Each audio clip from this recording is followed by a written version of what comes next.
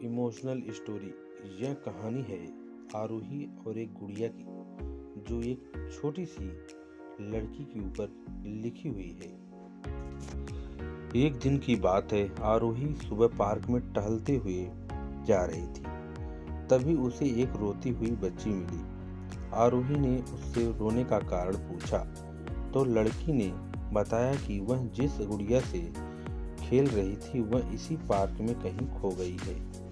आरोही ने उस बच्ची को उसकी गुड़िया ढूंढ लाने का आश्वासन दिया, जिससे वह बच्ची चुप हो गई। आरोही ने गुड़िया ढूंढने के लिए समय मांगी और फिर दूसरे दिन गुड़िया लाने का वादा करके वहां से चली गई।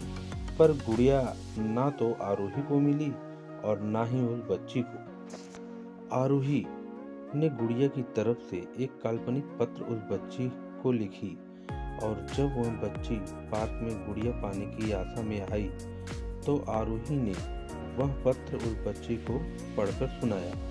पत्र इस प्रकार था, कृपया रोना मत, मैं समय समय पर उस गुड़िया के बारे में तुम्हें लिखती रहूंगी, बस तुम रोना मत। अब आरोही रोज उस खोई हुई गुड़िया की तरफ से काल्पनिक पत्र लिखने लगी और लगभग रोज ही उस बच्ची को पढ़कर सुनाती, जो कि यात्रा का काल्पनिक वर्णन हुआ करता था। आरोही ने इस काल्पनिक लेकिन रोचक वर्णन ने उस बच्ची को रोने नहीं दिया। वह खुशी खुशी अपनी गुड़िया की घुमक्कड़ी के किस्से सुनाने लगी। अब वह खुशी खुशी रहने लगी। एक दिन जब काफी कहानियां हो गई तो आरोही ने एक दूसरी गुड़िया उस बच्ची को लाकर दी। जाहिर है वह गुड़िया बदली हुई थी। उस बच्ची को अपनी खोई हुई पुरानी गुड़िया जैसी नई लगी तो वह आरोही की ओर देखने लगी। आरोही अनजान बनते हुए गुड़िया में चिपकी एक चिट को निकालकर पढ़ने लगी। उसमें लिखा हुआ था, यह मैं ही हूँ, तुम्हारी वाली गुड़िया जो पार्क में खोई हुई थी। दुनिया भर की लंबी यात्रा की वजह से मैं थोड़ी बदल गई हूँ। बच्ची को इस गुड़िया और आरोही पर विश्वास हो गया। वह गुड़िया लेकर घर चली गई।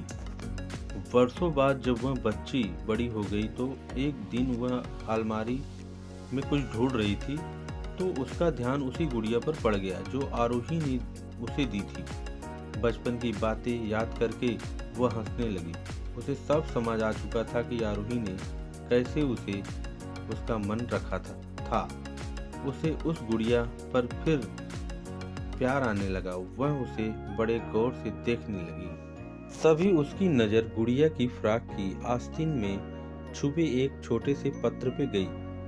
उसने बड़ी व्याकुलता से वह पत्र निकाला और पढ़ने लगी। पत्र में संक्षिप्त में यह लिखा हुआ था, हर वह चीज जिससे तुम प्यार करती हो कभी न कभी तुमसे खो जाएगी और जो तुम्हारे पास होगी वही तुम्हारे लिए सच्चे रूप में बनी होगी।